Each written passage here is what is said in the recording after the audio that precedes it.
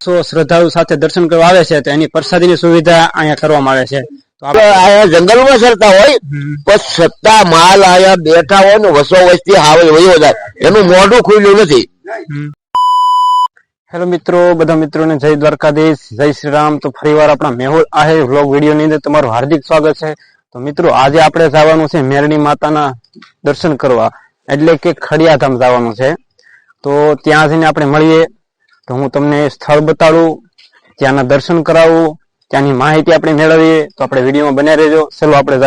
તો મિત્રો, આપણે અત્યારે પૂગી ગયા છીએ ખડિયાધામ, એટલે કે મેરડી માતાજીના મંદિરે. તો મેરડી માતાજીનું જે મંદિર છે ને એ ઝામકા અને આમજળની વચ્ચે આવેલું છે અને ઐતિહાસિક આ મંદિર છે. તો આપણે મંદિરે જઈ અને દર્શન કરી અને તમને પણ દર્શન કરાવી અને આપણે માહિતી મેળવી. તો ચલો મિત્રો, હું તમને દર્શન કરાવું પહેલા, પછી હું તમને માહિતી આપું. તો વિડીયોમાં બન્યા રહેજો. મેરડી માતાજીના મંદિરે પૂગી ગયા છીએ, તો હું તમને દર્શન કરાવું પહેલા. તો જો આવું ભાઈ મેરડી માતાજીનું મંદિર છે, તો બધા મિત્રો દર્શન કરી લેજો. આ ભાઈ છે ને પ્રોપર ગીર વિસ્તારમાં આવેલું છે. મેં તમને જે વાત કરી એમાં આંબાજાળા અને ઝામકાની વચ્ચે. તો હું તમને એની માહિતી મેળવી. તો આવી રીતનું કે ભાઈ ફરતી કોર જંગલ વિસ્તાર છે, આ બધા વૃક્ષ છે વાવેલા, અને આવી રીતનું ભાઈ ઐતિહાસિક મંદિર છે. ફુદરા દાદાના દર્શન કરાવું અને એક્ઝેક્ટ વછાળા ધૂણો આવેલો છે. આવી રીતનું ભાઈ મંદિર છે, હું તમને બતાવું. ફુદરા દાદા સ્થાનક છે, તો બધા મિત્રો દર્શન કરી લેજો. ને આવી રીતનું ભાઈ ઐતિહાસિક સ્થળ છે. આપણે વડીલો બેઠા છે, એની પહેથી જો કદાચ માહિતી મળે તો આપણે માહિતી મેળવશું. આ વડીલો સાથે બેઠા છીએ, તો વડીલો પાસેથી જાણી કે આનું રહસ્ય શું છે, કે કેવા કેવા પરસા છે, ને અહીંયા પ્રસાદીની કેવી સુવિધા છે. તો આપણે માહિતી મેળવી આપણે વડીલ સાથે. તો વડીલ આપણી સાથે જોડાઈ ગયેલા છે. આતા તમે અહીંયા કેટલા વર્ષથી આવો છો? 60 વર્ષથી આવો છો. તો તમને કેવું કા સ્થળ લાગ્યું?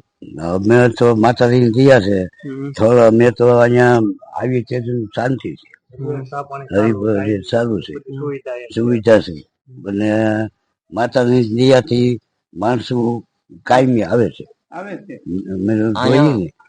જોવો ઘણો તો આ સ્થળમાં કદાચ પશુ નીકળ્યું હોય છે તો હાવજ નું મોઢું ખુલ્યું નથી. આની દયાથી પશુ અહીંયા નીકળ્યું હોય તો એનું હાવજ નું મોઢું ખુલ્યું નથી, મારણ જ છે. એટલી એની મહેરબાની. અહીંયા ફરતા પશુ જ રહે છે. 250 ગાઉ બેઠી એની વરસાદ હાવજ વહી જાય. અમે જોઈએ 12 વાગ્યા માલ બેઠા હતા, એક માલ ઉભું ન થયું. એટલે ગાવો ને ભેમ એટલે બેઠી છે, હાવજ હાલ્યો જા, મોઢું ન ખુલે. તમે નજરે જોયેલું છે? હા, નજરે જોયેલા. અને આ તો એક માતા મોટી મેલડી માં છે, સમજ્યા? અને ભાઈ તમે શ્રદ્ધાથી તમે ફળ કરો તો ઘરે બેઠા બેઠા તમને સારું કરે. 5 વર્ષ હતા, જો આ તમને વાત કરું, 5 વર્ષ હતા હું હાલ્યો જાઉં, કામ નથી મૂકતો, હાલ્યો જાઉં, માતાજીના નામ લઉં ને તો એ કામ કરે છે. તો આવી રીતનો ભાઈ મેરડી માતાજીનો પરસો છે, અને આવી રીતનું ભાઈ સ્થળ છે, જેમ વાત કરી માતાએ. તો આપણે વડીલ પછી પાછા જાણીએ કે આતા તમને કેવું સ્થળ લાગ્યું, કેવી રીતનું પ્રસાદીની સુવિધા છે, અને આ બધા તમે આ બાળકોના જે ફોટા જોયા એ કેવી રીતનું બધું છે, તમને માહિતી મને મળશે? બધું થઈ જાય. મારું નામ લે ને, તમારું ગમે એ કામ હોય તો માં કરે. હું અહીંયા 18 વર્ષ આવું, એક દિવસા નથી આવતો. હવે તો દર ગુરુવારે હોય. એક ગુરુવાર મારો ભાંજ્યો ને માની જઈએ, બધી રીતે કાંઈ ખામી નથી ભાઈ. અને દર્શન કરવું ને મને હાવ શાંતિ થઈ જાય. પેલા તો નાગીની થઈને દર્શન દેતા, કાંઈ 24 કલાક આમાં બેસતા, આમ કરે. મને વડીલે વાત કરી એમ કે મેરડી માતાજીના ઘણા બધા પરસા છે, અને દર ગુરુવારે માણસોની પણ ભીડ જોવા મળે છે, અને નાગણી સ્વરૂપે મેરડી માતાજી દર્શન આપે છે, એવું વડીલ કહે છે. તો તમારું નામ શું છે દાદા? મારું નામ કાળુભાઈ કાનજીભાઈ વસાણી, સાળવા ગામ છે. હા, તમે કેટલા વર્ષથી આવો છો અહીંયા? હું તો જેથી તો મંદિર નતું ભાઈ, તેથી ખાલી અહીંયા ઓટો જ હતો. તેથી અમે અહીંથી હાણા જઈએ એટલે અહીંથી હાલતા દિવેલ ચડાવવા, તેથી અહીં ઓટો જ હતો, માલ બેસતા ભાઈ, સમજ્યા? અને અત્યારે તો ભગવાનની દયા થઈ ગઈ, એની પોતાની દયાથી થયું હોય. તો 24 કલાક આવે અને ચા પાણી પીવે છે, રસોડું છે, ભાઈ પ્રસાદ ભગવાન માતાજી નો લે છે. અને એમાંય આપણે એક જ કહીએ કે ભાઈ જેને હવાર માંથી જેને માતાજી નું કામ કરતા કરતા જે નામ લે ને એની હારવાર રહે માતાજી. કામ બંધ રાખવાનું નથી, કામ ચાલુ રાખી અને મોઢેથી જ નામ લેવાના છે.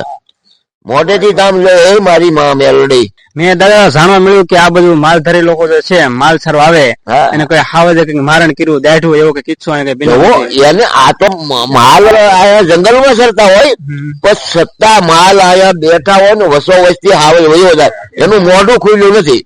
તો ભાઈ અહીંયા જાત્રાઓ બધા આવે છે હાલી હાલી તો ત્યાં જંગલ છે. આ 20 વર્ષ તો હું આવું છું અહીંયા કોઈને હોય કોઈને છોકરું નહીં બાસકો અહીંયા ભેડો નથી. આપડે આ વિસ્તારમાં ઘણા ખરા બનાવ બને છે.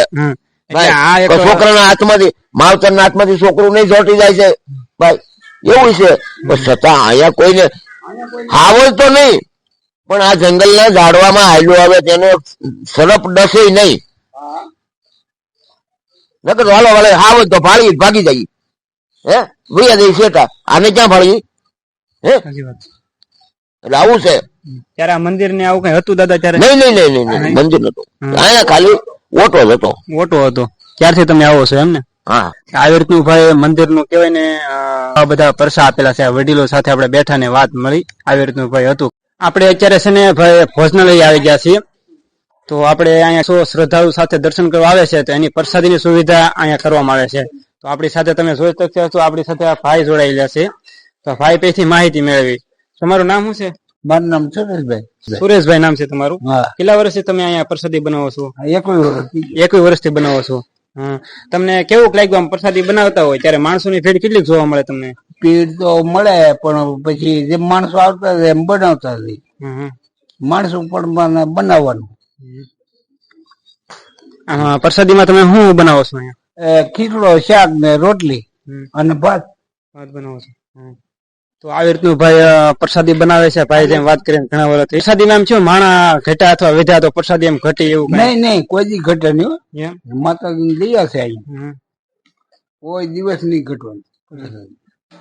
આમ તમને શ્રદ્ધાળુ જે આવે છે દર્શન કરવા હાલીને આવતા હોય આ રહેવાની સુવિધા બધા અહીંયા કરવામાં આવે છે બધી સુવિધા. હા તો તમને માણસો જે શ્રદ્ધાળુ આવે ત્યારે તમને કેવું થાય લાગણી ફીલ તમને? ખરેખર